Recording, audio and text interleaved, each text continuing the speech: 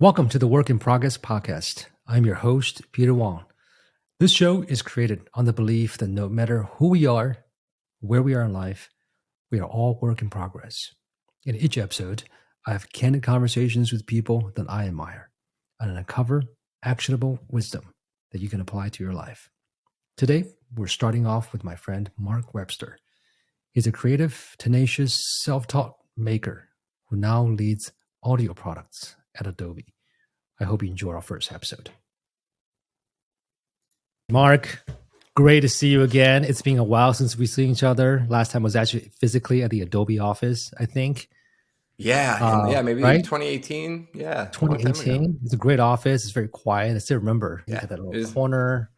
At the time, you were working on a very different product. Yeah, we were working on maybe Adobe XD when we That's right. first talked, or when we last talked. We were on the Adobe XD team for the first 2 years of our what is now 5-year Adobe journey. 5 years. Mark, I didn't expect you to be at Adobe for 5 years. None of us did. I know. No, it's been quite a ride. We have a lot to cover today, so we'll get started. I'm very excited to talk to you today because I know you and I met years back when you started a company called SaySpring. But you also have someone who not only started one company or two companies, you start a number of companies. Yes. Now, and so I would love to talk, and you also, there's so much to cover about you. I'm not even sure what sequence. Big New York, Harlem, right? Yeah, I mean, right? I could give you my quick spiel. Yeah, let's talk about background. Your background. Yeah, so grew up on Long Island, then went to school at the Fashion Institute of Technology in Chelsea, New York. Yep. For marketing and advertising. Oh. I thought I was going to be a Don Draper ad executive. And then that was during the first .com boom. And so I started working for a tech PR firm. One of the first accounts I worked on as a PR intern was 4 guys up in Cambridge, Massachusetts, launching a company called Akamai. And so I know that company so just totally got hooked on tech. Started working full time when I was still in school. Totally fell in love with it. I'd always been, I was more, I would say, a marketing person and maybe a design person. But fell in love with it. Started working full time when I was in school. Had the dubious honor of graduating May 2000, a month after the NASDAQ fell apart. So ended up going to the safety of big media, and I worked at the NBA for 5 years. And so the NBA I work in creative services. So it was essentially like a internal agency for the rest of the league and the teams. Did a whole bunch of tech stuff there. Introduced Adobe After Effects to our broadcast graphics production suite, which was fun. That was kind of my first big Adobe thing. As part of that, I got to take over the office of the former creative director. And his office had a PC and a Mac. And the Mac had all the macro media and Adobe software. And that is how I learned all the macro media and Adobe software. Macro media. Sort of started my career as a generalist. The Flash days. Yep. Flash days, Fireworks days, Dreamweaver days. Yep. And so, did that for a while, then got into a bunch of different tech companies, a SaaS company, and then, all kind of leading up to working for a great company that then fell apart in the financial crisis. And so I decided, I was like, I think I'm sick of working for people. So I did some consulting, and that led to my first startup. So I started a company called SideTour, which was an activities marketplace, very similar to like what Airbnb is doing with their experiences business. Yeah. And then we ended up getting acquired by Groupon. I was at Groupon for a while. Groupon I always consider kind of my starter acquisition. It was like where I learned all the things you're not supposed to do. And so I was there for about 18 months. Went on a journey for a year, kind of figuring out what was next. Led to, and we'll come back to this, but led to what became SaySpring. And then SaySpring was I taught myself how to code to build SaySpring. Launched it. And then within less than a year of raising money, got acquired by Adobe. And then I have been at Adobe for 5 years. Wow. Which blows my mind. I think this is me. I mean, I think it's almost probably the longest job I've ever had. I know. It's actually really very rare, especially in these days. I mean, to be in one place for 5 years. I also know that someone like you, who's always wanted to do, right, have ideas, want to try it out, right, that kind of itch. But there's a lot to talk about Adobe. I want to go back a little bit, actually. Let's do it. Talk about your upbringing a little bit, because I do think that all of us grow up differently. I grew up in Taiwan, right, in a very academic family. Like, what was your upbringing like? Yeah, so I grew up on Long Island, out in a town called Farmingville, which is kind of halfway in between the city and the Hamptons. Typical middle class, upbringing. My mom stopped working when I have a brother or an older sister and younger sister, and stopped working when she had kids, and then went back to work when we were maybe 12. And then my dad worked in marketing and sales, selling like radar systems in the defense industry. But my dad was also one of those guys who like just does everything himself. Like we never went to a mechanic. When, he bought me my first car, a really old Jeep Cherokee when I was like 16 with a shop manual. Wow. I was like, here you go. Learn how to do that. Had a bunch of rental properties that my dad had when we were growing up that we had to do all the work in. So he would hire me to come paint and do the plumbing with him. And so I can build a house. I can wire a house. And so just kind of set up this whole, I think, kind of, you can figure out anything. My dad always, his big thing was always, if you can read, you can figure out anything. If you can read, you can figure out. Been like, yeah. And that's been like the blueprint of my life of just kind of figuring out. Yeah, you're kind of like that. All these different things. Hands-on, figure it out type of person. Not afraid to jump in. Did you put up that panel yourself behind you? Did you have someone do that? So I didn't actually. I put up the painting, but no, I didn't do this place. I was lucky enough when this place was pretty much done. Some crazy people had spent 3 years renovating this place and then sold it like a year later. Oh, really? So I ended up having to do nothing in this place. Which that's incredible. That's lucky. So your dad's work ethic and the approach is a big influence for you. Huge influence. Yeah, I mean it's funny because and you know this, like once you start to have kids and you get to a certain age, you start to like reflect on like your parents and then what you learned from your parents, right? And so I think that was my daughter's 9, so I would say in the last 10 years of kind of reflection, I realized that that's like the narrative thread through my life of like learning, basically being super independent, being empowered to think you can just figure out anything, has then, what led to me think as a marketing person, thinking I could be a designer, thinking I could start a company, thinking I could, do all this stuff. And so it has just, had a massive impact on me. And I had a great upbringing. My parents are still both with us. I have a great relationship with my sisters. So yeah, I mean, like no complaints. It was, very, very struggle free. It was a very like comfortable middle class upbringing. That's cool. And do you teach your daughter's 9? Actually, mine is just turned 10 in December. Yeah, little Nina is. Do you impart that on her too? Oh yeah, yeah. She is my mini me. She's the best, super independent. Tonight she's coming home and is the guest speaker at the PTA meeting for her school to represent the voice of the students. Wow. She's just an incredible kid. It's funny too, because so we had Nina, and then kind of when you would start to make the decisions about having a second kid is when I was doing SaySpring. And so we always kind of joked that like SaySpring was our second kid. Because kind of the time the SaySpring journey kind of got to a more comfortable place, then Nina was like 4. And we were like, I don't think we're ready to go back to diapers. So it turned out we were one and done. So when you have one child, there's just this project that you put like everything into that one person.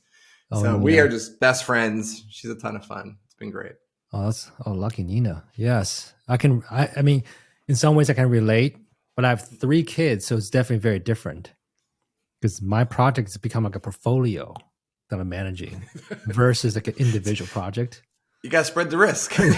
Portfolio.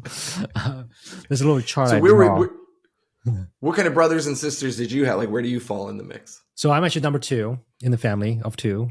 Did you have brothers and sisters? So yeah, the older sister and the younger sister. So only boy, in the middle. My older sister is exactly 2.5 years older. My younger sister is exactly 2.5 years younger. Oh, middle kid. So like smack in the middle. Yeah, which is also clearly part of like my independence, my, overlooked Oh. from day one as like the middle Yeah, I have a child, middle one, older like boy. kind of like you. Her name is Eve. She's 7 now, and she's like a complete. She is a wild card. I call her. We call her. Maybe I call her. I'm not sure. In my head, she's a wild card. Very independent. She would be taking on projects, but she's also kind of like me. So I'm the second one, but my brother's only 13 months older than me. So we were treated pretty much the same way. What he does is what I do. I keep following his footsteps. But I'm very different from my creative point of view. I like to go and explore, be different, or do something that I've envisioned in my head, right? Like my birthday, I want to go to Oceanside and fly my drone because I really want to. I actually love new perspectives, even though I've already crashed one drone. I have this feeling of I want to fly the drone. I have a picture in my head, the pier. I would just fly over. You have the shot in your mind, right? Like, I want to get that shot. It's Go so out there. peaceful. It's windy. I was like, oh no, I should look up. Whatever the wind resistance, can it fly through it? Anyways, it took too long to look up. I said, no, I'm just gonna fly it. But I said I will fly it over the pier so that if it falls on the pier. Anyways, it's a long story. But my middle one, Eve, is very much like that too. She would want to do projects. And my wife, April, she would say, he was doing something again. We have no idea what she's doing. I said, just let her be. Because it may not be clear at the beginning, but at the end, I know she has a vision. So Yeah, I mean, that's similar. I think that being the middle child also gives you that space to explore that, right? Like the first kid got all the attention, second kid comes along, and then like the third kid's the baby. And so like the second kid kind of left to their own devices, but also an opportunity to kind of spread their wings and be more creative. Yeah. So now let's talk about a few of the startups. I know you had your start acquisition. I never heard of the term. Yes. I love that one. Start acquisition. Was it hard? What was it like as you're starting out? Did you know startup? Yeah. So it's interesting. So I very intentionally wanted to be in the startup world, and I wanted to start my own company. I had worked for a bunch of startups. It kind of felt like I had 10, 11 years professional experience and kind of was ready to jump in. And so started doing the TechCrunch Disrupt hackathons. Wow. And that was very much like a very intentional entry into being part of the startup world, right? Because especially this is, 2010. So New York was just kind of starting. Yeah, TechCrunch is huge in like New York scene. It was huge at the time, right? It was the first time. Yeah, I remember. It was the first time Disrupt had come to New York. And so we did the hackathon and built something really cool, but didn't win anything. But also looked at, okay, the people who won, how did they think about what wins at the hackathon at TechCrunch? So then a couple months later, they had the San Francisco one. So me and my buddy flew out to San Francisco. Oh. And we did another project there and did the hackathon again. Serial hackathoners. So, yes. And we got honorable mention. Ooh. So I was like, all right, we're figuring this out. And then wait, was it the same idea or different idea the second time? No, different idea. So the first idea was a project called Flymoto, where you could tweet and use a hashtag of a flight number, and it would check you into that flight. And then there was a whole experience where you could track how many miles you've flown. It was almost like Foursquare-ish, but for flights. Yeah. So you could become like the king of an airport. It was at the time JetBlue was that. So we launched it, didn't get much recognition for it at the conference. But then JetBlue, 2 months later, did this all-you-can-jet promotion where for $500, you could fly as much as you wanted for 1 month. And so a whole bunch of people did it. And we launched it targeting all-you-can-jet. Yeah. And then it became a whole thing where people were tracking all their flights. We'd have a bug and everyone would panic. My miles aren't on my leaderboard. So they got really excited, but there's no business there. The second one was something we called Pinocchio. And the whole point was to lie to your social network. So you connected it to your social network. So your Foursquare, Facebook, Twitter. Yep. You'd pick a story on a date with somebody, meeting with clients. And then over a set schedule, like a couple hours, it would check you into a restaurant, post a picture of food, and basically tell a story for a couple hours of where you were. That's fascinating. So we got honorable mention for that one. And then we come back, and I was talking to two of my other buddies, and my buddy had just spent the summer traveling around the world. And so he basically came back and was like, I have this idea to be able to bring those like authentic kinds of experiences into your own city. And so that became what was SideTour. And right around the time that we had this idea, TechStars which is a tech accelerator here in New York, was launching their second class. And so we applied to it. And through that application process, TechCrunch Disrupt came to New York again. So we went in and did the hackathon again. A third time. And got written up in TechCrunch. It was called Joinable, and it was all about voicemail and email over the phone for the homeless and jobless. So that if you don't have an email address, you could still get speech to text. Oh, that's cool. Check messages. Yeah, it was fun. And we built it on top of Twilio. The hackathon was on Sunday, and they present everything on Wednesday, all the like award winners of the hackathon at the conference. And like that Monday, I think it was, or Tuesday, there was a really bad tornado in the middle of the country. And so there's disaster relief, and it was in the news. And so all of a sudden we had a bunch of organizations reaching out to us to want to use Joinable because they had read about it in TechCrunch. So we ended up sending an email to Michael Arrington, and we're like, hey, this has gotten a great reception. We think you should consider us a winner and put us on stage on Wednesday. And he was like, great, let's do it. And so we got presented as a winner of the hackathon. The two guys who were managing, Dave Tisch, who was the managing director of TechStars at the time, was in the audience. Oh, yes. And I think that helped push us into TechStars. You're bringing back a lot of memories right now. TechStars. I know. That was a good time in New York. Names. Yes. It was Adam Rothenberg. Yes. Foxford that's right. guys. Yeah, they were our managing directors. I forgot, it feels so long ago. It's not that long, maybe 15 years ago, but there was an era. That's still long, I guess. Perspective. We're just getting old. That's all. Yeah, we're all getting old and nostalgic too. But that was actually a very special period in New York. It was amazing. Yeah, it was a lot of fresh fruit.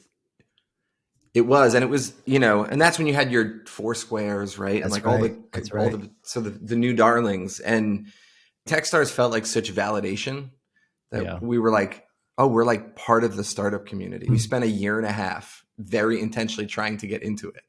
And then we were like, we're here, right? And raised money from Foundry and RRE. Yeah. And we were just like, we've arrived. This is our shot. And then, built a SideTour business. And did Joinable become SideTour over time? Yeah, so the hackathon projects ended up just being the hackathon projects. And I think Joinable is actually something that we may have pursued had we not gotten into TechStars with SideTour. Because it did start to get a little bit of interest and traction, but at the same time we got into TechStars with SideTour. I see. So we focused on that. And you've had so many different ideas. So endless. So brain never stops. Did they just keep coming? Keeps coming. That was what was fun about hackathons, is like you could just run with something. You'd stay up all night. I think that it was like something like you'd start at 6 p.m. at night and you'd present at like 10:30 in the morning. So you basically just stayed up all night. Good old days. Yes. It was awesome. So fun. I mean, I'm way too old to do any of that now. Yeah, exactly. This is why I feel like I was like, I can't come with any good idea after 8 o'clock. I'm done. It's interesting because did you join the hackathons first, then come with the idea, or you have like a notebook of idea? I just need venues to go and actually pursue. It was joining the hackathon first, and then what are we going to build there? Yeah, I mean, and because it was we had no intention of trying to launch a startup or build a startup in the hackathon. So the hackathon was literally it was just a project. Let's just go in and be interesting, right? So like Flymoto was awesome. You could have potentially tried to make a startup out of it. But we were just there, like love of the game. Yeah. And just building something and art, because as participating in the hackathon gave you tickets to the conference. So then you get to go to the conference, right? And I couldn't afford those tickets. Yes. See, the prize was much smaller than the time. It was like, I want to get tickets to the conference. That was it. That was it. So SideTour, what made you to go say, it's not a project, I want to make it a business, I'm going to raise money? Yeah, I think a few things. I think looking back, I think the fact that at the time there was 4 of us, and then one of the guys left pretty early on. But I think just like the conviction of like having some of your friends who want to go do the thing too. And it's pretty rare for everybody to just align with like, this is the thing we're going to go do. That was a starting point. And then TechStars helped. I mean, getting into TechStars and was like, this, tons of confidence. Yeah. Like lots of people apply with their 6-month-old, 1-year-old startup to accelerators. We went in there day one, like, what are we going to do? We were starting from scratch. It was also just a super captivating idea. I mean, it was a super fun business. We had amazing experiences on there. One was, I think one of our biggest attention grabbers was it was lunch with a Wall Street banker turned monk at a monastery on the Lower East Side. Did you have to create that kind of experience, or did you just curate? No. So what we did is we found interesting people and we kind of pitched them on ideas. And a big thing, which whether or not this was a good idea for the business, it probably wasn't, but we didn't want anything that was on other platforms. Like we wanted unique brand stuff. New experiences that's unique to this platform.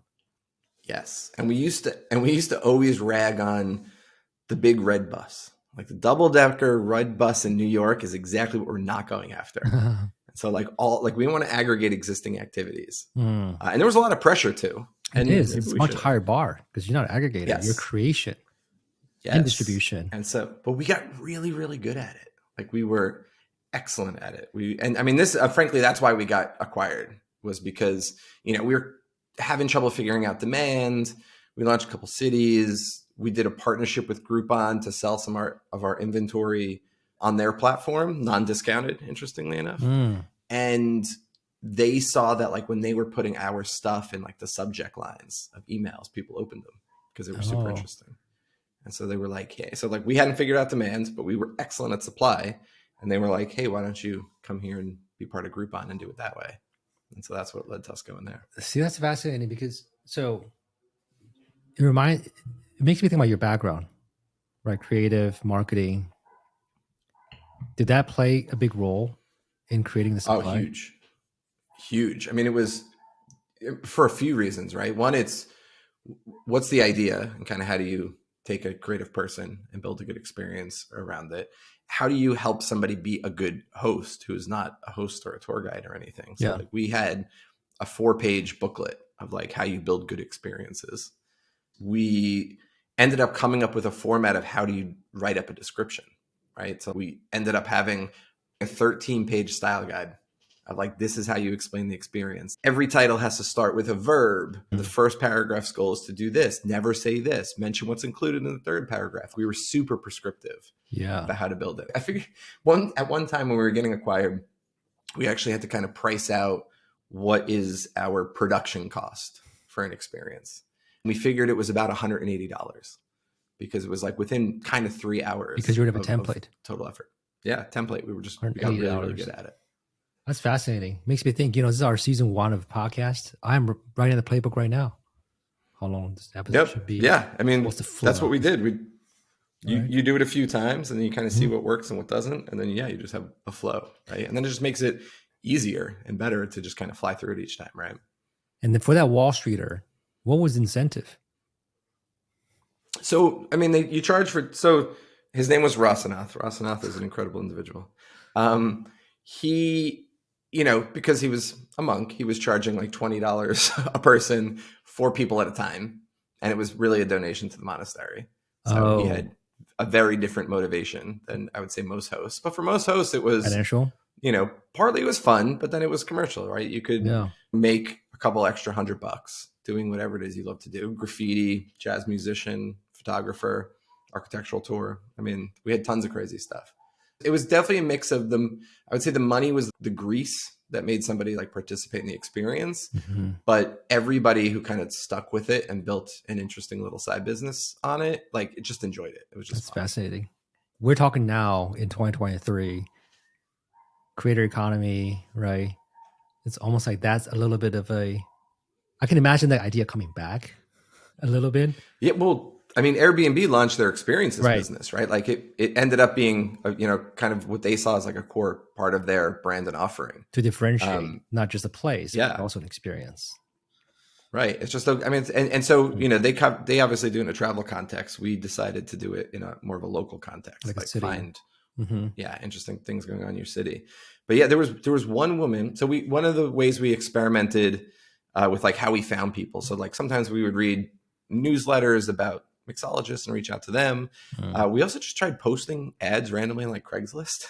There was a woman who responded to an ad on Craigslist who was a former chef at Aquavit. She was like a sous chef at Aquavit, and she wanted to start doing dinners in her home. So she started hosting dinners in her home. After I met her at to get coffee and then helped her set it up. It was actually the very first SideTour I ever went on was her. It's a woman named Elise Cornack. It got so popular that she ended up opening a little studio restaurant down the street from her apartment in Brooklyn. It was like 2 seatings a night, 12 people at a time. Ended up earning a Michelin star. No way. Like this. So it's like a story. Like a woman who came through Craigslist, ended up starting her journey on SideTour that led to her private dining studio that got a Michelin star. So it's just super fun, incredible business, but also impossibly hard to scale. Right. So scale the supply side as an example. Yeah. Mm-hmm. But that must be made a really good pitch story. Where we were digging him. Yeah. But actually, that kind of story gives people hope as well, that great things can happen if we come together, right? And she didn't think she could, but you came along, and then there's this little platform called SideTour, and then experiment, and that little experiment can grow into something amazing, something so unattainable, like I mentioned, star, but it happened. And the most, right? And that's actually really hopeful. Actually, even I, first time I listened about this, I'm like, give me hope. We can do things. Yeah, it was just, it was an easy way to take a little jump towards what for some people became a big thing. We also had, I think we had a total of 3 couples meet who ended up getting married on different SideTours. And we had 1 proposal that happened on a SideTour. Wow. So it was just incredible business. It was so fun. And, I'm just a New Yorker through and through, and it was all focused on New York at first. It was just amazing. It reminds me of maybe a derivative business, which is unique experiences for people who are dating. And then the metric is really about, right? Because actually that's really hard to do. Well, it's funny. We, what was the name of that business? How About We? Remember there was a dating website called How About We? My co-founder of SideTour went on a date with a girl from How About We that he ended up marrying. So same thing. They went on new experience, started dated for a couple of years and got married, has 2 kids. Wow. Okay. So let's talk about Groupon. Yeah. Wow. What a disaster that place was. 18 months at Groupon. What was surprising? What was, So Groupon is an interesting business, right? Like Groupon, if you remember at the time, Groupon, when it first launched, was like the hottest thing in the world. And at one point was like the fastest growing company of all time. Mm-hmm. Right? And not Chicago based. It was like, first Midwest, right? Big company. Yep. Yep. And just really wacky culture. Yeah. Right. Yep. And so the business just exploded.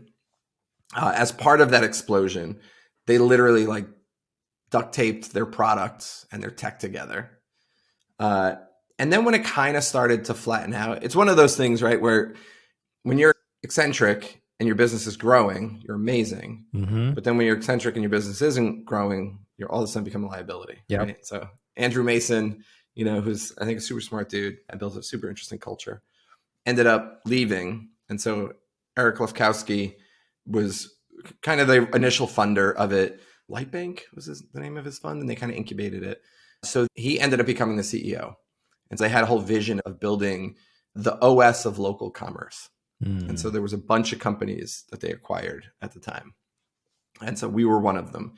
And so that was really our function. Our function was to change people's perception of what a Groupon is and find interesting, unique inventory you can't find anywhere else. And when you get a Groupon email, instead of a discounted batting cage being the subject line, you get jazz concert and a fish fry at a Brooklyn Brownstone. Right. Who doesn't open that? Everyone opens that email. Right. And so just the open rates from our content were just, so we came in, I think we were in 3 or 4 cities and then exploded to 26 within 6 months. So it was a lot of fun, but that business kind of ran itself, right? As far as that became not about our product, but our inventory. Yes. And so me on the product side ended up sort of becoming the head of product for what we called G Live. So it was a joint venture between Live Nation, Ticketmaster, and Groupon. And because they sold a lot of tickets to live events, right? It was kind of like a yield management strategy around tickets to live events. Zero integration. The entire Groupon business was like run within Salesforce, which is insane. It was like auto-generating PDFs with a ticket. It was just nuts. And so we took on this whole project called, I don't even remember what it was called, but it was basically to build an integration between Groupon and Live Nation, like Ticketmaster's ticketing system. So when you were actually like picking dates on the Groupon website, you were actually pulling live inventory and all that stuff. And it was just an absolutely brutal project, just horrible from like a tech perspective. We were rewriting so much stuff. Tried to launch a new venture there. So we tried to pitch a business called Groupon Movies. And the whole idea was, could we, at the time, I think the customer acquisition cost was like $8 or something. And so it's incredible. The idea was, what's that? $8, great. $8, right? And so the idea was, Groupon Movies, could we sell movie tickets, but then just take all the affiliate commission and just give it back to the customer so that Groupon is always the cheapest place to buy movie tickets. And then by doing that, that's just basically customer acquisition for us. Yep. So, you just drive down customer acquisition costs. And so we went to trade shows for, national exhibitors, trade shows and stuff, and designed the whole site and pitched it and just couldn't get traction on it. So then we ended up pitching a whole vision how to like reinvent tours and activities and local content on Groupon. So we started that, but it was just miserable. Like I did not enjoy it at all. Was it because the tech was hard? What was the? I think it was. What was hard about it? Yeah, I think it was three things. And to his credit, Eric Lefkowski is one of the most impressive people I ever met. He was super supportive. So I went in and pitched like, "Hey, I'm going to need like $1.5 million to go rebuild this whole thing." And he was like, "Done." So good dude. You can see why he's like started 4 big companies. But it was a mix of not being like a tech company really, right? Like trying to like reinvent tech and trying to build a tech platform at a place that really wasn't their DNA. It was like a very sales driven culture. So that was hard to begin with. The second was just like Groupon was in the middle of reinventing itself to begin with. Yes. Right. And so like that was just a hard thing to deal with. And then just, trying to be a change agent from the New York office when it's based in Chicago. And so, the guy like the scope. So I always think that if they somehow Groupon Movies would have worked as like an idea and like go get that started, I would have been there longer. Yeah. But the thing I got caught reinventing was like such a core piece of the business that like I couldn't affect it the way I wanted it to. Yeah, I think that's something that a lot of people can resonate with. It doesn't have to be someone who's acquired, right? Came in through acquisition, but many people go into a company thinking, or not thinking at the beginning, but imagining, have an idea and pitching it. And that pitching process is brutal because the incentive structure, if Groupon, was Groupon public at the time already, or is it? Yeah, Groupon was public. Probably even harder, right? So, yep. So, because even though you can see it, to adjust the system to make it work, to carve out the funding, the team, right? Revenue, is it predictable, not predictable? That's not quite. I can definitely relate to, it's not the quality of the idea, but it's.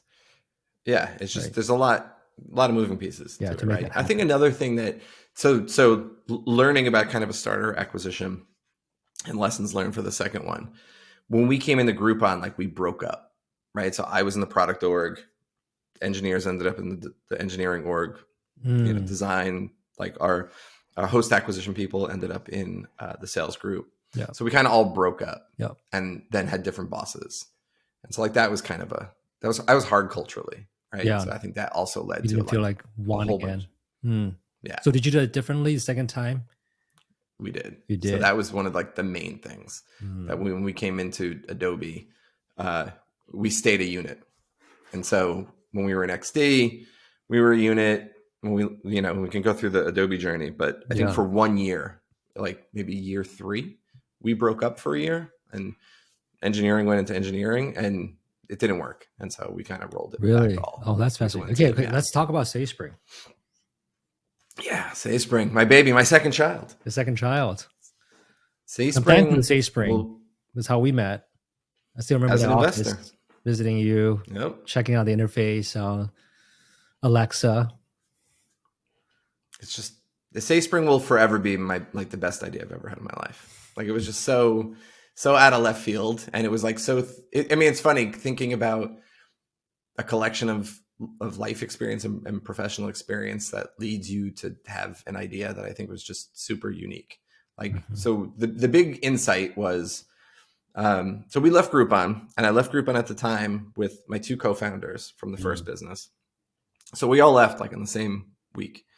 And we sat in an office and we're like, we're going to come up with the next big idea.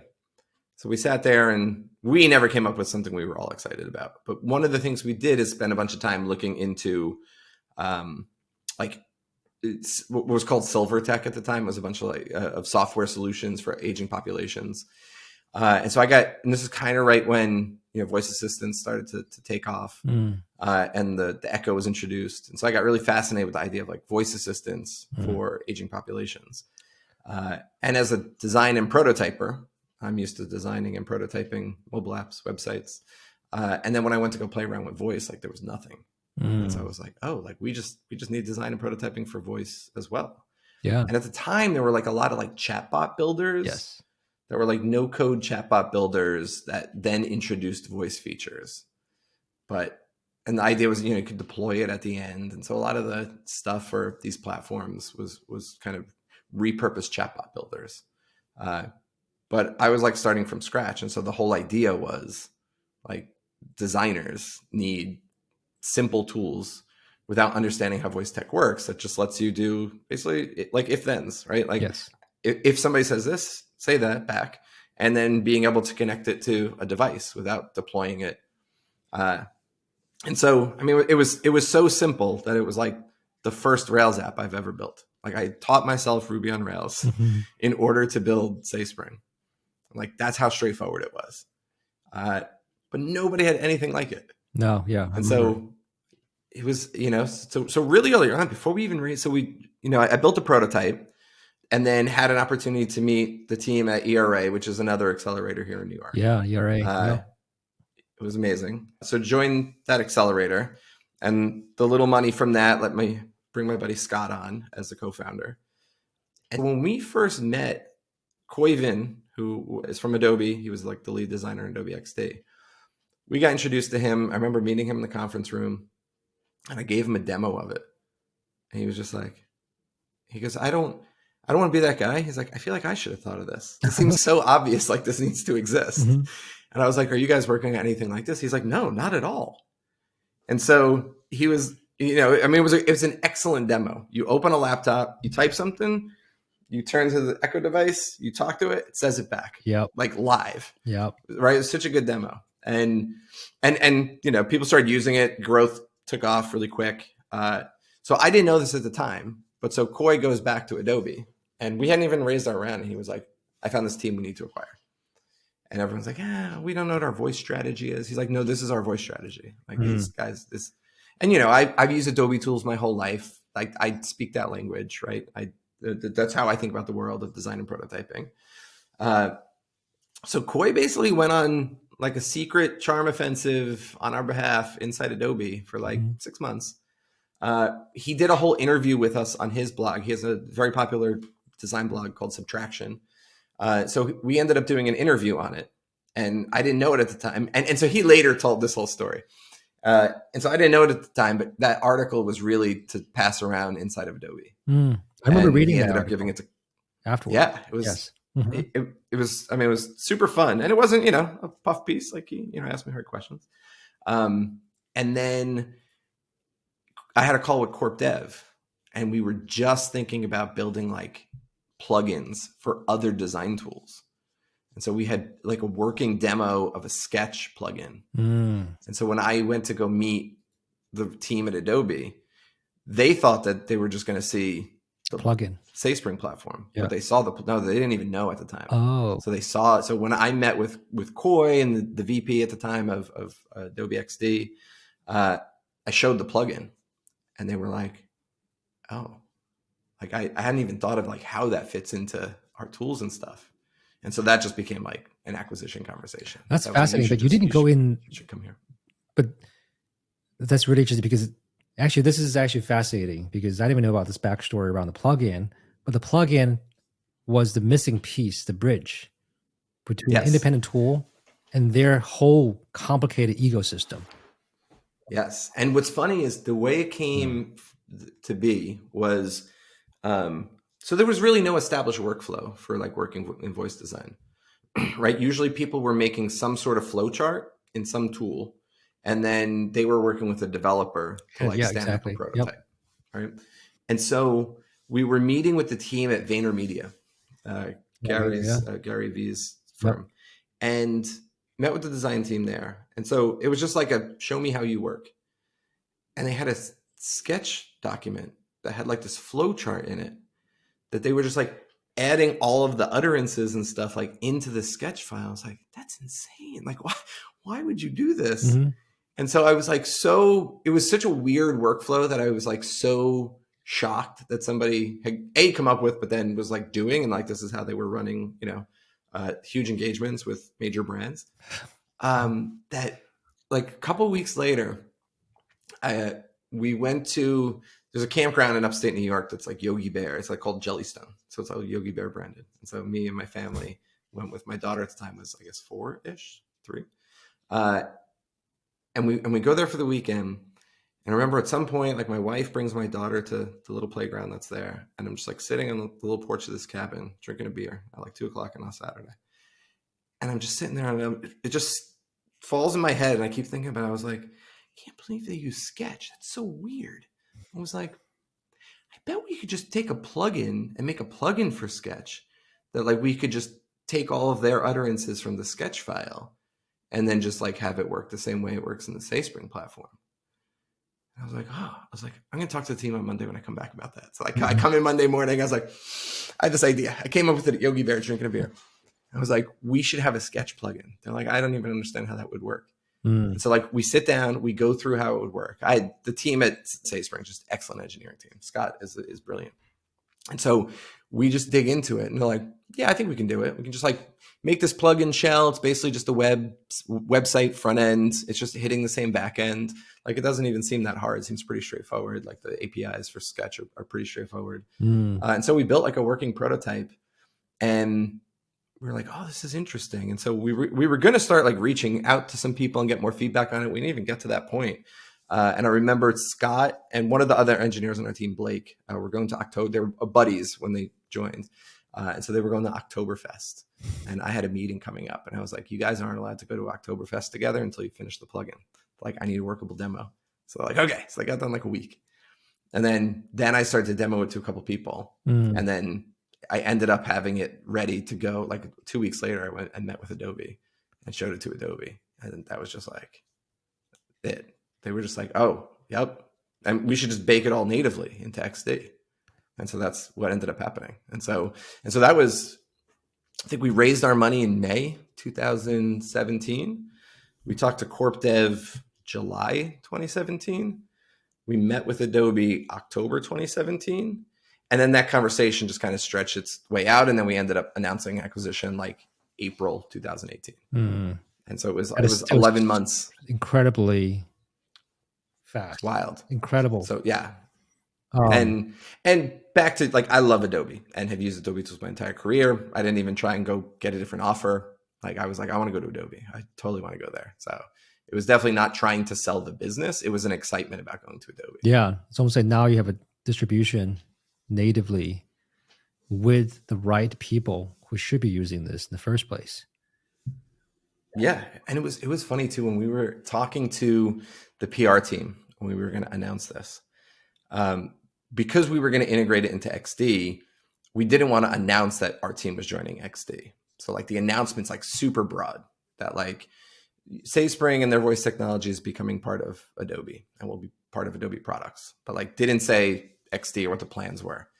So it was very secretive while we were building it. I remember talking to the PR person She was like, everybody's going to know this is for Adobe XD. It's design and prototyping. I'm like, no one's gonna, I promise you, like no one's even thinking about Audio. the voice problem this way. Yeah. I was like, everybody thinks our competitors are like all these chatbot builders. Like nobody's even thinking about voice and design tools, and nobody picked up on it. Like no, and no one ever built that sketch plugin. Otherwise, nobody ever did like another design focused tool just like that. Like it was a completely unique idea, and frankly, like perfect for Adobe, right? Like when I think of, sure, you could have got acquired as a tool, maybe at Google or Amazon, but it was like just perfect for Adobe, and we were just like the right DNA for Adobe. Yeah, it makes a lot. Yeah, it's there's actually a lot to unpack, but also describe like the characteristics. You had a good product market fit for a very niche, right, set of use case that is emerging. And there was a lot of experimentation, even brands. And I think the fact that brands were behind it was a big push. It was not just amateur, it was actually brands trying to figure this out. Even though that did fizzle out the chatbot phase, if you will, right? Fizzled out because they couldn't make it smart enough to be useful enough. It couldn't scale more efficiently and so on. But it's making way back, right? That's going to come back with AI. It is. Right? Turns out to be a technology problem. I would argue it's partly a design problem too. Yeah, and actually, I think voice actually makes way back because you can actually be smarter. It wasn't just right. It was not deterministically flow that you map out. Now is actually. So I'm actually excited to see that coming back. Chatbot, audio interface combined with AI equals a utility. Then therefore, dollar will flow to it. So, okay, so Adobe. Let's talk about the world of audio. Yeah. So one of the goals of the acquisition, there was like 3 stated goals. And the third stated goal was to come up with a broader voice strategy for Adobe. And the interesting thing is like we got acquired into Adobe XD, right? And like any group, like they were very focused on Adobe XD, right? Like they weren't thinking a broader voice strategy for Adobe. But that was kind of, that's why I wanted to go to Adobe, like, because I wanted to, play big. And so we basically came up with the site. So it would have been really easy to be like, oh, you should be able to talk to Photoshop, or we should have like a Creative Cloud voice assistant. But we took a step back and we were just like, in a world of voice interfaces, in a world where all audio hardware is smart, right? Where we all wear AirPods all the time. Like, what does the world of spoken audio consumption look like? And like, then what does like audio content creation look like? And Adobe has Audition, which is probably like the most popular software for pros working with spoken audio. But audio is just so much bigger than that. And so we basically came up with this vision of an AI first platform for working with spoken audio. And so our AI strategy was basically, let's look at all of the pieces of working with audio and what makes it hard for people or time consuming for people who still know how to do it. And then where can we use AI to attack those problems? And so we kind of had 3 main starting points, but then I'll tell you how we got to the 4th one. It was basically text-based editing. So text-based editing had been sitting in Adobe Research since 2014. Wow. Like it was just like an intern worked on it and nobody ever productized it. The research group was trying to productize it, but nobody in the product teams had picked up on it. It was called Project Lex. So we were just like, yeah, Lex is the starting point here. And then there was a service that became our enhanced speech service, which takes any spoken audio and makes it sound like it was recorded in a studio. And then they had something that became Mic Check, which was an AI service that gives you a bunch of feedback on your recording environment, gain settings on your mic, all that good stuff. And so the idea was like, let's focus on making sure people have really good audio. And then like, let's make it easy to work with the content of that audio.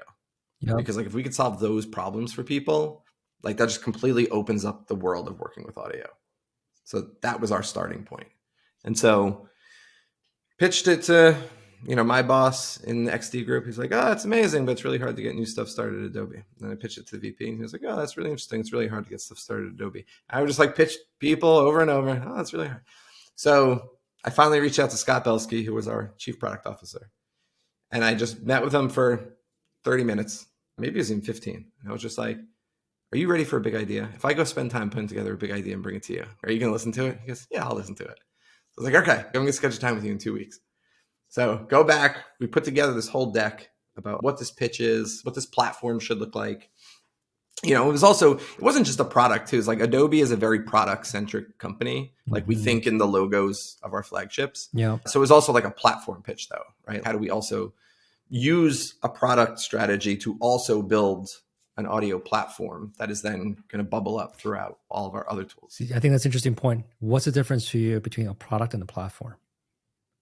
To me, it's like in an Adobe context, it is a downloadable piece of software that is like sitting on somebody's computer. That's a product. Versus like a surface that is connected into a whole bunch of services, right? And I think for Adobe, we came up with the subscription business, which is maybe one of the best business model innovations of all time. Yeah, game changing, right? Shantanu is a brilliant person.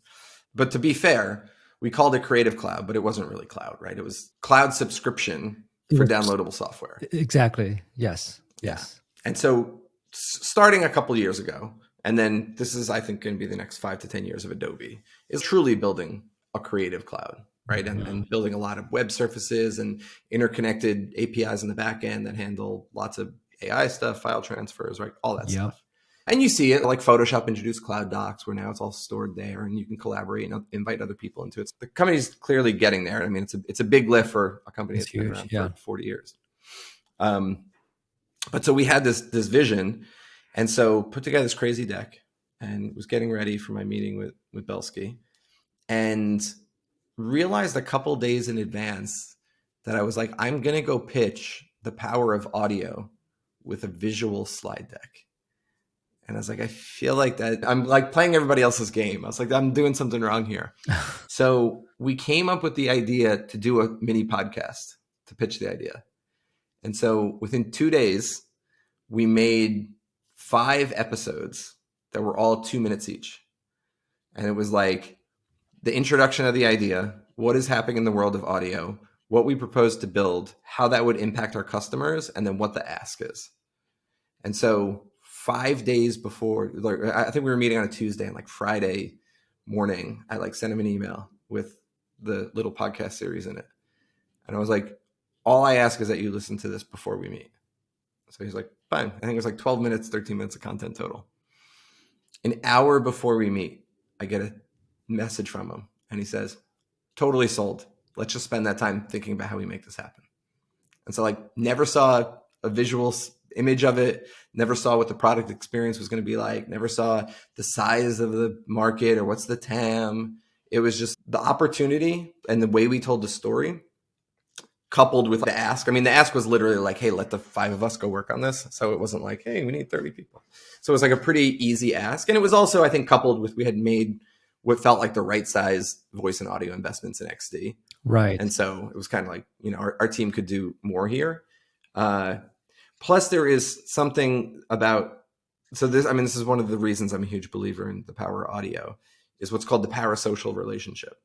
It's the reason why we think parasocial relationship is when you think you know somebody who like has no idea you exist, right? So like the way we like feel like we know podcast hosts, the way people feel like connected to Peloton instructors, like that strong parasocial relationship it's super powerful. Mm-hmm. And so the idea that the pitch was like my voice in somebody's ear for 12 minutes, like it's just powerful. It makes a big difference. There's no distracting slides. You're walking through the world and like Mark Webster is like talking to you for 12 minutes in your ear, in your head.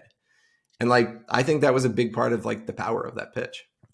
I am fascinated. I'm dumbfounded actually, because I just realized as you were describing how you pitched to Scott, imagine the hundreds of thousands of VC pitches that are in decks right now. I mean, why doesn't every CEO of every company release a 5-minute weekly podcast that all of their employees was audio only every week? Audio only. Yeah, just buried in it's literally burying a voice in your head. Like, how powerful is that? Do you feel this is audio only, audio with transcript that you can see, audio and video, audio, video, and transcript, kind of like you do on social today? Which one is more powerful to form that parasocial relationship, you feel? I think audio only with headphones on, walking through the world. You know, like I think that is like one of the most powerful ways to connect with people, because you're getting them when they're doing something else, right? It's usually you're usually occupying their brain while like their body is doing something else. Right. It's occupying. Right? I'm folding laundry. I'm listening to something. Right. Folding I'm laundry, driving. you're on the subway, you're driving, but like you're occupying their mind. And there's no visual distraction, right? Like we're still, you know, just got the lizard brain, right? We're still just monkeys. Like, so like our brains are always constantly evaluating what's in front of us, making sure nothing's going to attack us, right? Like there's a whole bunch of ways that visual stimuli affect you and affect your brain. But when you can like separate those things out, and the visual stimuli is related to like the task that you're just trying to complete, but like your brain is just completely focused on the audio content, I think it's super powerful. That's an idea to play off as well. I imagine if I'm on Instagram Reel, instead of everything is visual first, a sound second. Yep. That there is an option to actually, well, for certain, maybe I can choose as a creator, this is a sound first. So I think it's also important the way you create content, right? Like some content is meant to be visual first, right? Listening to a movie would be pretty, right. Some movies would be boring, right? So I think like you need to think about like you also need to think about the function of it, right? So putting an audio file on Twitter wouldn't work, right? When they tried to do voice tweets, like that didn't work. Yep. But when you're going through your news feed and you see a audio clip with just like the animated text captions that captures your visual attention as well, like that's pretty powerful. Yeah. But like when it just comes to like the parasocial relationship, you know, it's funny. So I'm a Peloton guy, and I got a Peloton during the pandemic, and they were no longer classes, right? They were just the instructor. Yep. And so like the first 2 years of the Peloton experience, it's basically just you and the instructor. They were in empty studios. And now they've started to reintroduce people back into the studio. And I find it interfering with the parasocial relationship. It was a little bit like, hey, I thought this was just me and you. Now, like, you're in the room with all those people. Now I'm just like a bystander, right? It's like not core of the experience. Like I feel it like viscerally that like the experience feels different in classes where there's people. And I go out of my way to pick classes where there is no studio. Oh, really? That's fascinating. You give me a bunch of ideas just thinking about, but that almost like recognizing the parasocial is key to the pitch. That's a powerful. Super important part. And it also, I mean, for Belsky too, he's a super visual guy, right? And as I mean, most of us are. Yeah. And whenever you present to him, he gets like really in the weeds. He's just like, hey, like, have you thought about this experience? Yeah. Right. Like, where does this thing go when you click this thing? Yeah. Right. Like, where is the user in the experience when they're seeing this page? And I actually think presenting without a product, let him, I never actually asked him this question, but like, let him focus on just like the overall concept here, right? There's a parallel to using documents as a narrative versus using visuals as a deck. Like I prefer narratives. Yes. Similarly, as a matter of fact, I actually wish there's a plugin. This is probably one where it just reads documents to me. Then I would listen to it because I just want to hear the flow and the connective dots, and then I can pause anytime to focus on it and say, "Hey, what was that quote? That was interesting." But I have the visual to go back. Yeah, it's a famous part of the Amazon culture, right? That you can't hide behind your deck. You can't hide behind the visuals. The 6-pager, the famous 6-pager. Yep. It'd be awesome. So we started. So he let us go do this. Yep. Reported into him directly for the first 3 quarters of building this, just to give us some freedom to like figure out what we wanted to build here exactly, like what the opportunity was. And the very first week our entire team worked on it was the first week of the lockdown. Oh. And so this is it. The whole entire thing has been built during the pandemic. And it's funny, there was, so we have a feature. So this goes to what I was saying was kind of the fourth feature. So we had this vision for working with audio, but we didn't include recording in it. So we thought we were editing, and it was text-based editing, and it was the two services to make sure the input sounded good wherever you were recording it, and then making sure that we had this AI service that made it sound good. And so we didn't plan to have a recording functionality, but then the pandemic hit, and then even if you were a professional, recording good audio content was really, really hard. People weren't getting in the studio anymore, and so we decided to wrap in recording as part of it. And one of the pieces of that was to have local recording happen, right? So I can send you a link, we both record, it merges the file in the background, right? Then you can edit it. So the recording piece only came because as we were building this, the world changed on us. And so we were in order to deliver our vision, we need to figure out recording as well. That's interesting, because when you guys launched beta, it was recording was at the forefront. How do you make it sound good?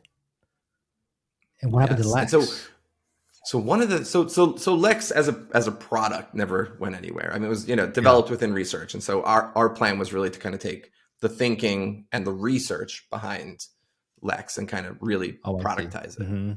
But Lex was very focused on just text-based editing. So research had a bunch of projects, right? So they had Lex, which was text-based editing. They had what was called Awesomeizer, which we renamed Enhanced Speech. Researchers have amazing names for things. And then what became Mic Check. And so we were hey, let's kind of bundle those things together in what this experience is. And then because the recording piece of it changed, we included recording and then solved a bunch of the quality issues by also having local recording. And so merging the files. And then that's also going to give us a bunch of cool. So it's funny. Most people who use podcasts, you have no idea that it's recording the files locally and uploading them in the background. But by doing that, we're able to run the enhanced speech service on each track individually, which makes it sound much better. And it's going to set up a bunch of cool stuff we can do to manage crosstalk. So we're doing a whole bunch of work to eliminate crosstalk, automatically slide things apart. Because if they're different tracks, you can do that kind of stuff. So there's going to be a bunch of AI stuff that comes out that is empowered by the fact that we have individual tracks, even if the user never knows that happened. Oh, that's fascinating. So, okay, could you talk about a bit more about a future, kind of what can people anticipate? Yeah. So I mean, it was funny. We tried to pitch Adobe on letting us release just the recording piece with transcription, no editing, in summer 2020. I was that was the first thing we built. We built the recording. We would do daily stand-up in it every morning. And we were we should, that's the problem literally everybody has now. Yeah. Of just recording. It was before some of the other products that are in the market, are doing a better job solving that, I would say now. But it was a big problem. And so we were just let's just release this. Let's just, we're startup DNA. We move fast. And, I was this is Adobe. We need to figure out editing. It needs to be an end-to-end solution. I'm okay. So, it took us another 18 months to build the editing piece. And even today, we're still behind a wait list. We're hopefully dropping that pretty soon. But so then we launched, we announced what became Project Shasta in December 2021 and launched it on Product Hunt for the wait list, and huge response. People loved it. And I think for a few reasons. One, I think it looks very different than I think a lot of people have a perception of what Adobe products are because it's Photoshop. Yeah. So everyone thinks Photoshop, and Photoshop is a fighter jet. I mean, it's complex because it needs to be complex. It's, the most used design tool in the world. And so it was colorful. We had a good brand, right? We would call Shasta. We didn't even say it. We said it was from Adobe Labs, but we didn't call it. We just called it Project Shasta. And then a big part of it was we're super forward with there are real people building this. I'm all over Twitter responding to people. The sample project is me and our lead designer talking. Our big video is Sam, our lead designer, doing a walkthrough of the product. So any place you touch what is now podcast, what was Shasta at the time, it was very apparent there were people behind this. This wasn't just the monolith of big Adobe releasing some new product, right? That's actually how I found out. So I think it was on Twitter I found out. Yeah. I mean, so it's just the community has really embraced us, which is thrilling. And then, so we built that, and then we needed to get people into our beta. And so over the summer, we were just like, why don't we take some of our big features, enhanced speech and mic check, and why don't we build these like single serve pages that's not behind a wait list, anybody can go use it, in order to like experience what it does. Because enhanced speech is like pure magic. Like our best thing in the market by far. Is just like a total home run. Our research team is super brilliant. And like, let's just give people a taste of it. And so we launched it in late August, and it started to take off like pretty quick, to the point where I was panicked of like, we are calling this Project Shasta and we are building brand equity into a name like that we know is going to go away. Like we need to change the name like right away. And so somehow convinced Adobe to let us change it to Adobe Podcast in October. And the name change and the growth, it just has totally taken off. I mean, I'm pretty sure it's like one of the fastest growing new products that Adobe has ever released. Definitely one that doesn't have any marketing support, that is 4 people building it. I mean, it's just us. Because and to Adobe's credit, they've let us do it this way. Like the go-to-market is so different. Actually, I didn't even realize at the time because I knew you, so I didn't think for a second this is actually coming out of Adobe and you should have done this way. I was, oh, Mark has this new product. I'm doing this podcast thing. Let me try this out. But it's fascinating. How did you convince them to the PR team, like what marketing team? How did that work?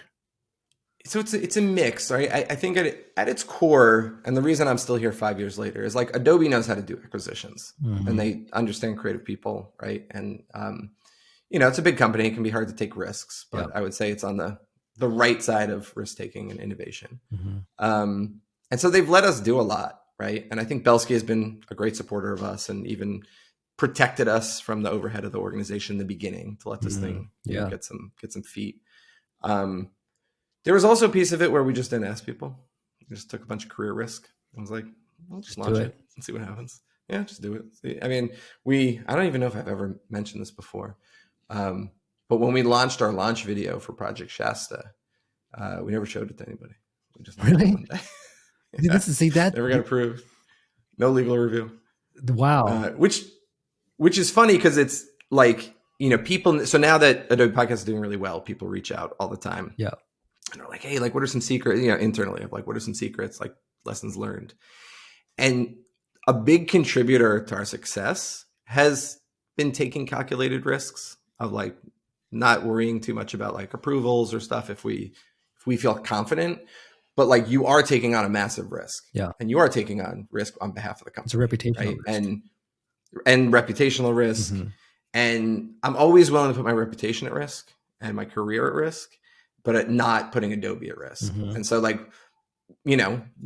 I've been doing this a really long time. I've had plenty of jobs where I was the person approving all the creative. Yeah. The MBA was insanely strict about brand usage guidelines. So like we are tight as a drum. We are buttoned up. And so, we take risks, but we take risks because like I'm pretty confident that like we're not introducing any real risk. Right. And it's worked out so far. And like all of our stuff, I think if you look at Adobe Podcast, I mean, that's one designer and 4 developers. And I think we have a super high bar execution. Like we are really careful about like what we do with people. We still have to go through like security, privacy review, like all that stuff. I mean, we have to still check the boxes, but we're just like an experienced button up team who's done this before at other places and stuff. And so, whereas it might seem like risk, we're only taking risk when I feel really comfortable. And my boss and VP feel comfortable that like we're in a good place. Right. And so far it's worked. I just pictured you guys building this product within Adobe. Right. Actually, when I saw it, by the way, from my point of view, I know many of the backstories. I thought it was very polished. I thought the single utility was actually really helpful. For example, I just started learning Premiere. Premiere, man, it's a beast. Another fighter jet. Yeah, it's another fighter jet. I gotta watch videos. I'm watching videos. So, what I loved about an actual podcast, I was Adobe Podcast in the story like Shasta. The podcast is very clear. It is for podcasters. That's another thing I loved about it. Yeah, it's a very different naming strategy too. Right. Right. Does it also indicate, like what about XD, relationship and podcast? Yeah, it's funny because so it has nothing to do with one. I mean, it's designed in XD. We use XD to design it. When we started to build it, we used the audio prototyping features we built in XD to then show how podcasts would work, which was fun. But so it's like completely unrelated in that respect. But our lead designer Sam was one of the designers on XD. And when it comes to like Adobe has just world-class design organization, and so we go through reviews and like get feedback and stuff on it. But again, like this company has given us a lot of latitude to do this and a lot of trust. It's such a good story. Actually, I don't hear much about Adobe in terms of, we see a lot of what's on above the surface, but not about what's behind it. Now let's talk about the other products in this audio space. Yes, do it. What are ones that you admire? You look to and say, hey, that sets a new bar. Yeah, I mean, so this maybe seems like a lame answer, but like, I mean, I kind of admire a lot of them. I mean, there are a lot of creative teams and people who usually go into the tool space are opinionated about it because you need to be, right? And so they may build something or do something that is not my cup of tea, but there's a lot of really interesting people out there. And so, I mean, one of the things I love is Descript. Descript is Andrew Mason. Yep. The CEO of Groupon. Who then started an audio tour company called Detour, right? And then that led to text-based editing and then leaned in. And so, I think like text-based editing is coming to Premiere. Like text-based editing, I think is going to be pretty standard in every kind of video product. But give Descript a lot of credit for, being kind of first to the space, popularizing it. Yeah. So I think, they did a great job. So I think what they're doing is interesting. It's funny though, like one of the things we hear from audio creators about the script is like, as soon as you introduce video, it gets way more complicated. Yes. Right. And then there may be a day where we introduce video as a format into podcast, but like, I will never build a video editor in my entire life. Like as soon as you touch video, like the benefit of Adobe is that we can always send you somewhere else. Right. Yeah. But like an independent company can't do that in the same way. And so once you touch video, people are going to be like, I need color correction. I need a multi-track editor. I need titling. I need to put lower thirds on it. Yeah. And it's like a completely different direction. Right. Yes. And so I remember when, the script first supported video, I was just like, ooh, they're in for it. Like they're going to have to go build Premiere. And so, yeah, I think they're doing a great job to their credit, but it's a very different kind of lift, right? And I think it's really hard to have a general purpose tool in the creative tool space that doesn't become really complicated. Yeah. And so it'll be interesting to see kind of where Descript goes. Riverside, I mean, We're recording Riverside right now. Yep. Yes. A brilliant experience, right? Super smart team. And it's like almost jealous of the fact that they were able to just focus on like that one problem space. Yeah. We were just like, that's what we want to focus on. And Adobe's like, yeah, we got to branch it out. And so, very cool to see what they're building. I think there's like a lot of cool people in the space. It's funny because I have a very weird view on competition, if you even call it competition. I think good product ideas and product concepts have to be authentically created, right? So a lot of people ask like, recording, are you trying to compete with Riverside? Yeah. And it's like, it came from like the problem that we saw when we were doing recording, right? When we had the other vision. And if people use Riverside, like they totally should use another product, right? We don't need to be everything for everybody. But I'm obsessed with watching what competitors do because it's almost like a multiverse. You're like, there's another group of smart people with different life experience, different professional experience, looking at a similar problem space and like seeing the decisions they make. Yes. And so it's not that like, when I look at like new features that other or related products launch, I don't think of the feature. I'm like, ooh, why did they do that? Like, what is it that made them prioritize that on the backlog? Like, why did that the come why out now, right? And so like that's fascinating to me. So like just the inside baseball of competitive products. And so, sometimes I'll look at something and I'll be like, my theory is like, that person doesn't know what they're doing. Like I've tried to introduce that kind of feature in a product at this point, and they're going to learn that, blah, blah, blah, whatever it is. But then you look at some other stuff and you just like walk through the space and you're like, yeah, why do I think they did it? And like, I would guess that they were seeing people do X. And so they thought, and so it's like, that is what I like about looking at other products. And I just, I love the craft of it. Like I love the game of building things. And so I love looking at everything. I mean, anyone can nerd snipe me into giving a product review on anything. Because if you're just like, what do you think of this? I'm going to spend like 30 minutes looking at it. I'm going to send you a bunch of feedback. And then like the next day, I'm going to send like additional thoughts because I was like thinking about it in the shower. Yeah. Like I can't help myself. Yes. Breaking it down. Actually, I'm very similar in that way. That's why I like trying different tools, piecing together. And I think right now in the audio and video space, which are now overlapping. Yes. It's still a relatively fragmented workflow. And it's fragmented also based on, let's say, the type of creator you are or type of output you're, let's say, right, a audio only podcast, a video podcast, one that is shoot in studio, in person. Actually, I have the same problem. I'm pointing like some Peloton cases I had because of like I need to duplicate what I do, but on location. But at that time, I had to figure out it just multiplied the problems. 3 cameras, recording, same time. How do I send this back? Cloud become important, and I started looking at cloud that I can upload directly to it, right?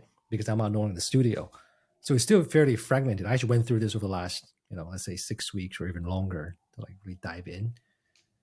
And there's still tons of product opportunities in every stage of that value chain with different personas, right? And then there's also integration opportunity to make it seamless. Yeah, I mean, creativity is hard. Yeah. It's complicated. It's super complicated workflows. And to your point, there's so many different personas. There's a video I share internally all the time because, like any big company, we try and group people into buckets, right? Yep. So we're just like, hey, they're professionals. They're what we call communicators, which is maybe prosumer, right? And then there's like consumer.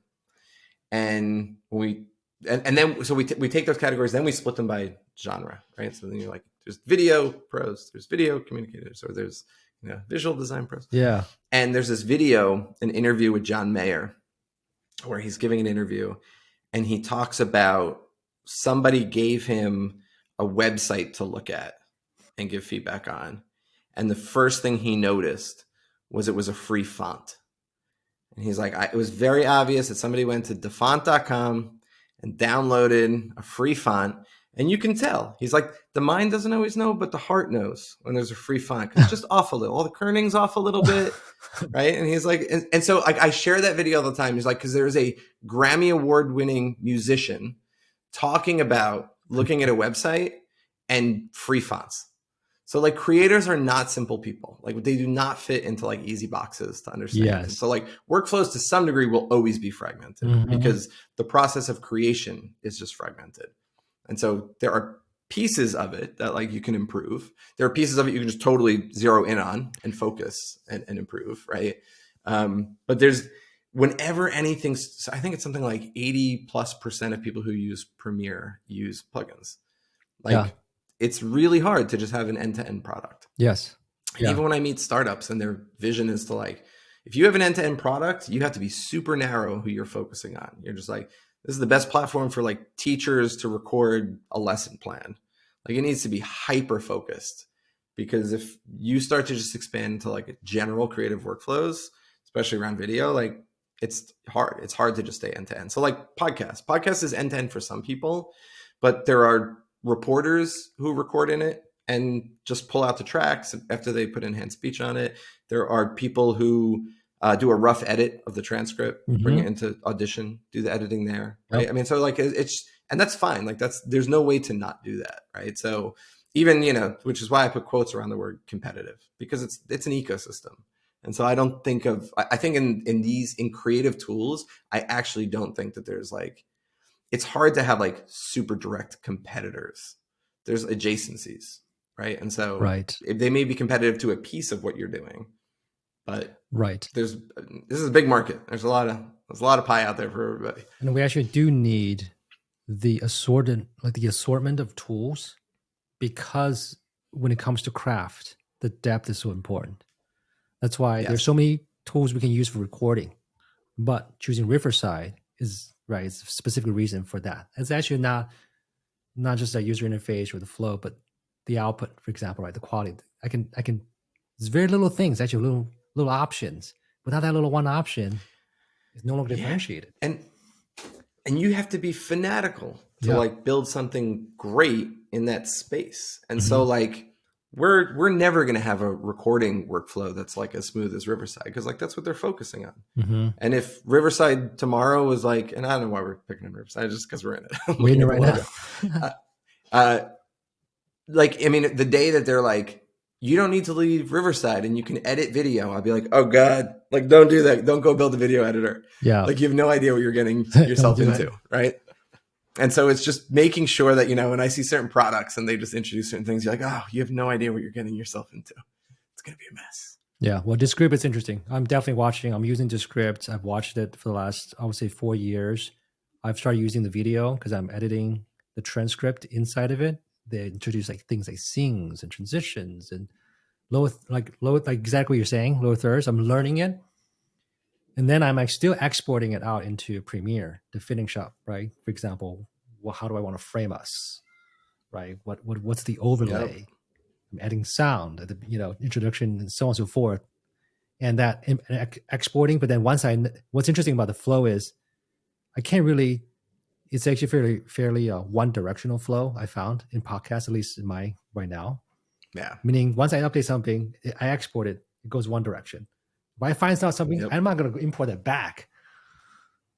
I would do it again. Yeah, it's. I mean, and you're one guy making a podcast, and like look how complicated it is, right? I know.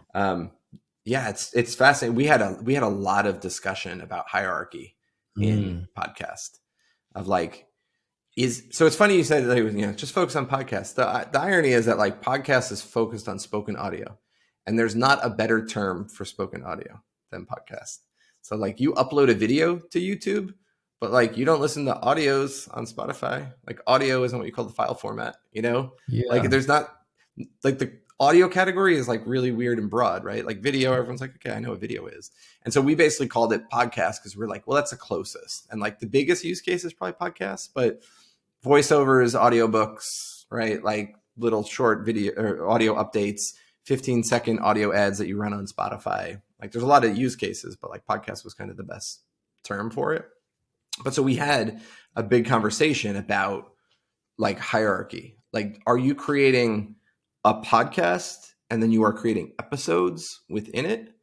And so like when I go to my dashboard, am I seeing a podcast and I dig in and then I see the list of the episodes, and some are in draft mode and some are published and right. And so the decision we made was like, let's keep it as simple as possible. Like you have projects, one thing. And so if it turns out someone's doing a whole podcast series, they can have 12 projects sitting there that they're probably only doing one podcast. But if like a pro user is like, hey, we actually do, 6 podcasts and every week we do like 2 or 3 episodes. It's just like, well, when we get to that point, we'll think about it. Like we're not there yet. So let's not overthink this. Right. In this group, be like folders, for example. And then within folders, right. I mean, this is Premiere. Right. You got asset folders, you got sequences. I mean, it's just a lot in a project. And so it's a great way to make, everything everywhere at once. There's just one best editing. It was made in Premiere. But that's really hard to like have the same tool for like a video podcast for a single creator and a major motion picture that just won best editing, right? Like in the same tool. Like it's nuts. So like in order for that to happen, it's going to be complicated. So in order to keep something simple, you need to like be pretty focused with like what you're trying to accomplish. And so we focus on spoken audio. So okay, so let's zoom out for a second. I know we're about an hour, we're 25 a little in there, but I want to zoom in a little bit, or zoom out on just product development a bit more. Yes. You talk about being focused, right? What other things advices would you give? Oh, I mean, that could be like You another know, whole there's long probably a whole hour episode. I mean, on that. I'm Do you mean an fanatical about episode, or do you product. mean I a mean, podcast? I mean, no kidding. that's right. Like how many folders do you have for all my thoughts on product development? I mean, we are fanatical about how we build stuff and our product process. Uh, we were talking about sort of the glory days of 2010 New York City tech. If you remember Pivotal Labs, which is still kind of around, but like Pivotal Labs at the time was development shop in San Francisco and New York, built the first versions of Groupon, built the first versions of Twitter, Ruby on Rails shop. And they had a very specific form of Agile that our head of engineering from the first startup did. And like, that's what we do. And everybody in our team is 1 degree away from Pivotal Labs. And so everybody like follows, like, we have to use Jira because it's Adobe and we can't use Tracker, but it is the way we write stories, the way we prioritize the backlog, the way we think of the problems we're solving, the way like our design process is very focused on a very specific thing that then turns into the design content gets attached to the story that we do. Design does all the acceptance on all the stuff we create. So, I mean, like the process of product development, like we're very rigid with how we do it. And that rigid actually serves you versus. Yeah. There's another podcaster named Jocko Willink. He was a former Navy SEAL, and he has an expression. Oh, you gave me the extreme ownership overview. So he talks about discipline equals freedom, right? And so we are extremely disciplined in like the things that we feel like we need to be disciplined in, so that we have freedom in the things that we think matter. Yeah. Right. And so like we move extremely fast because our process for creation is extremely disciplined, which gives us a lot of freedom to decide what to work on and to iterate and to experiment. Yeah. That's fascinating. See, that one you went straight to the root, right? Just like how your work manifests the decision, even like the quality decisions. It's one of the biggest pitfalls. How does a team make decision? You can often, right? You can tell is the product gonna be good or not.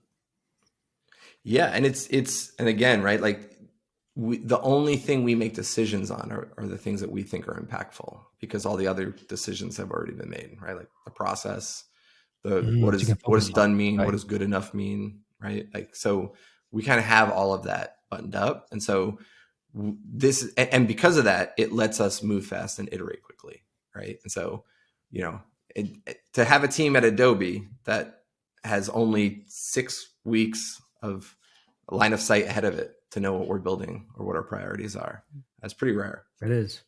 Does the rest of Adobe work similarly or differently than the way you guys work? Wildly differently. Wildly differently. Yeah. I mean, much. And to be fair, some of it is because we have downloadable software, right? That is a 30-year-old code base in some cases in C++. Yeah. So structurally, there's a lot of that stuff. But, I think also because of that, a lot of engineering cultures have like developed in that world, right? And so because ours comes from Rails and the web and continuous deployment and all that stuff, like just the muscle memory that you have is just so different. Right. So even if you take somebody who's been working on downloadable desktop software for 20 years and you were to bring them into our team, just like the entire muscle memory is so different. Very different. So, yeah. And I feel you already have, it's actually very rare to hear someone who has worked with this close group of people over this long period of time and also held on to similar, like the same way of working, right? For this long period of time. That is very rare. It's hard to scale too, right? Yeah. Because, I mean, especially now, anyone who has roots back to 2010 Pivotal Labs is pretty experienced at this point. Pivotal Labs was an excellent machine for taking relatively junior developers and making them excellent developers. And like, I actually think that the fact that the New York tech community doesn't have that right now is a problem. And so we always kind of joke, like, we want our team to be that team. That's true. We want to scale it up and we want to bring in, we have enough people in our team who work that way that if we were in a place to be able to, if the economic environment was different, we could hire more. Like we could bring in more junior people and coach them up and like train them to like do software the way we do software. Didn't Pivotal shut down a couple of years ago? Is that what I feel like I'm... Yeah, so I think Pivotal, they got acquired by like EMC and got acquired by some other, maybe they're part of Dell now. And it was really kind of San Francisco. I'm pretty sure they shut down the New York office. But yeah, Pivotal Labs, New York City, 2010, magical place. This conversation is taking me back. A lot of memories, for sure. Oh, yeah. Even Pivotal, I still remember going to their office. There's a huge gong. Yes. I remember that. So TechStars took place in the Pivotal Labs office in Union Square. Like our accelerator was actually in the same office. Oh. This was fun. This is actually, I feel like I have a lot more questions. I have to I have to cross them out. I'm like, okay, not for this episode, because I still want to talk about Harlem. There's a whole story. We probably do a podcast series, just me and you. A series, episode, season, the whole hierarchy. To close this out, I would say, I'm going to ask you this. For people who, clearly you have a very self-directed journey. And I think your storytelling background actually has shaped your path in ways someone came from an engineering background or some other background wouldn't have, just because that's not natural for them. And I think 2023, as we're recording right now, is a hard year for a lot of people, tech and non-tech, right? Macro. And I was just speaking to like Fordham students maybe 2 weeks ago, and they were a little concerned. They're like, what do we do? What can we do in this environment? So Mark, to close this out, what advice would you give to people who were young, starting out? Yeah, the only advice I might give, and this is one of those things that if I was young and somebody said this, I'd probably roll my eyes. But I've had several big moments of collapse in my professional life. So I graduated in May 2000, right as tech exploded. The first day of my honeymoon was the day that Lehman Brothers collapsed, September 15th, 2008. So I spent 2 weeks on my honeymoon watching the financial crisis unfold. And then when I came back, the company I worked for was no longer in business. But that led me to go on my own path. That led to startups. Graduating when I did forced me to go to the MBA and work at the MBA, which was a life-changing experience. Mm-hmm. And then, when I left Groupon and didn't know what I was going to go do with my life, it all kind of led to SaySpring. So I've had kind of these three big moments of despair where it felt like everything I had worked for fell apart. And then the thing that came out on the other side of it was like way better than what I had going in. So it always ended up being a really good opportunity for reinvention, figuring out what you want to go do. So without the life experience, if I heard that as a young person, I'd be like, that guy. But it has been helpful for me. And I think as I see younger people develop their careers, it's usually the same case. Yeah. I actually feel like, because I do know you, I feel like you have this belief in yourself. Maybe it came from your dad, right? Like, if you can read, what was his quote? If you can read, you can learn. If you can read, you can do anything. You can do anything. Yeah, that's actually really good. And it is. It's really empowering.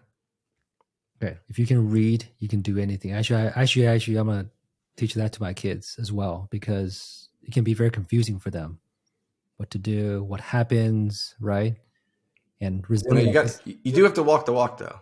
It's true. It means like if you bring your oil to get changed, you're not walking the walk. Yeah, we're not. I've never seen my father drop off the car to get the oil changed. Right. I'm terrible with drywalls.